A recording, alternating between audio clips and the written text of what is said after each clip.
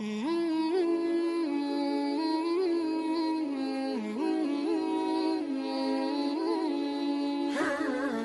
নিয়ে মায়ের মুখে অনেক গল্প শুনেছি, কিন্তু মনে হচ্ছে সবচেয়ে সুন্দর গল্পটি শুনেছি আমার ছোট মেয়েটার কাছে। অস্ট্রেলিয়ার মেলবোর্ন শহরের খুব কাছেই দান দেনং ন্যাশনাল পার্ক নামে একটা বড় পার্ক আছে। এই পার্কটিতে হাজারো প্রজাতির গাছপালা আছে। একদিন আমি আমার ফ্যামিলিকে নিয়ে সেই পার্কে বেড়াতে গিয়েছিলাম। আমার ছোট মেয়েটার বয়স তখন মাত্র 6 বছর। আমার হাত ধরে পার্কের সরু পথ ধরে হাঁটছে আর আমার সাথে গল্প করছে। কিছুটা কৃষ্ণচূড়ার মতো দেখতে ক্রিপ মার্টল নামে খুব সুন্দর একটা গাছ দেখে মেয়েটা আমাকে জিজ্ঞেস করলো, বাবা, do you want this tree to be in your garden in the heaven? আমি একটা গভীর ভালোবাসা আর মুগ্ধতা নিয়ে আমার মেয়েটার দিকে তাকালাম। কি অদ্ভুত সুন্দর করে সে আমার কাছে জানতে চাইলো এমন একটা গাছ আমি আমার জান্নাতের বাগানে চাই কিনা। আমি সাথে সাথেই বললাম, অবশ্যই চাই মামুনি। আমার উত্তর শুনে সে বলল, তাহলে বলো সুবহানাল্লাহ। আমিও বললাম সুবহানাল্লাহ। এবার মেয়ে তার নিজের মতো করে বলে যাচ্ছে, তুমি কি জানো বাবা, তুমি যদি খুব সুন্দর একটা গাছ দেখে কিংবা ফুল দেখে বলো সুবহানাল্লাহ, তাহলে ফেরেশতাগণ সাথে সাথে জান্নাতে তোমার জন্য ঠিক একই রকম একটা গাছের বীজ বপন করবেন। তুমি একদিন জান্নাতে গিয়ে সেটা দেখতে পারবে। আমি একটু অবাক হয়ে বললাম, তাই? মেয়েটা একটু জোর দিয়ে বলল, হ্যাঁ বাবা, আমাদের টিচার মিস উমনা আমাদেরকে এই কথা বলেছেন। তুমি জানো বাবা, আমি ঠিক করেছি পথে কিংবা পার্কে দেখা সুন্দর সুন্দর গাছপালা থেকে 5000 গাছ আমি সিলেক্ট করব আর বলবো সুবহানাল্লাহ। আমি চাই জান্নাতে আমার অনেক বড় একটা বাগান হবে।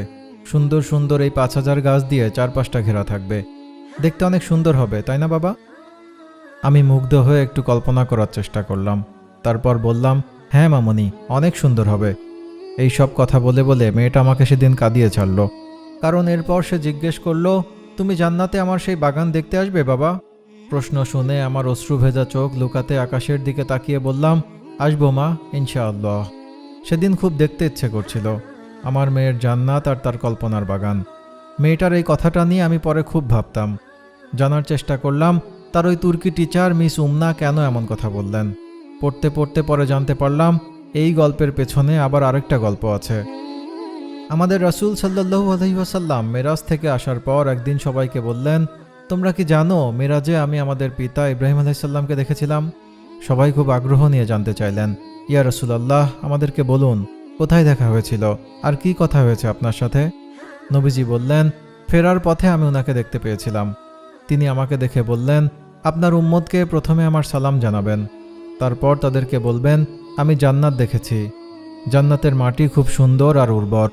সেখানে যা কিছুই বপন করা হোক না কেন খুব ভালো ফসল হবে, কিন্তু ফসলের জন্য তাদেরকে পৃথিবীতেই বীজ বপন করতে হবে। রাসূল সাল্লাল্লাহু আলাইহি ওয়াসাল্লাম বললেন, আমি আপনার এই কথা তাদেরকে জানাবো। তারপর ইব্রাহিম আলাইহিস সালাম বললেন, আমি আপনাকে খুব মূল্যবান 3টা বীজের কথা বলবো। আপনি আপনার উম্মতকে এই 3টা বীজের কথা জানিয়ে দিবেন। বীজ 3টি হলো সুবহানাল্লাহ, আলহামদুলিল্লাহ, আল্লাহু আকবার। সহিহ বুখারীর এই হাদিসটি জানার পর আমি আমার মেয়ের গল্পের কারণটি জানতে পারলাম। নিঃসঙ্গ আমরা রাতের আকাশে কি দেখি? আকাশের দিকে তাকিয়ে আমি আসলে সুবহানাল্লাহ বলে এই পৃথিবীর সব সুন্দরকেও ভালোবাসার কথা জানিয়ে দেই। আলহামদুলিল্লাহ বলে এই জীবনে যা কিছু পেয়েছি তার জন্য গভীর কৃতজ্ঞতা জানাই। আর সব লোভ, লালসা এবং অহংকার ত্যাগ করে আত্মসমর্পণের ভাষায় বলি আল্লাহু আকবার। রাতের আকাশের দিকে তাকিয়ে এই শব্দ 3টা বলা মাত্রই আমি অনুভব করি দূর আকাশের কোনো এক ছায়াপথ থেকে যেন একটু জান্নাতের আলো এসে আমায় ঘিরে ধরেছে।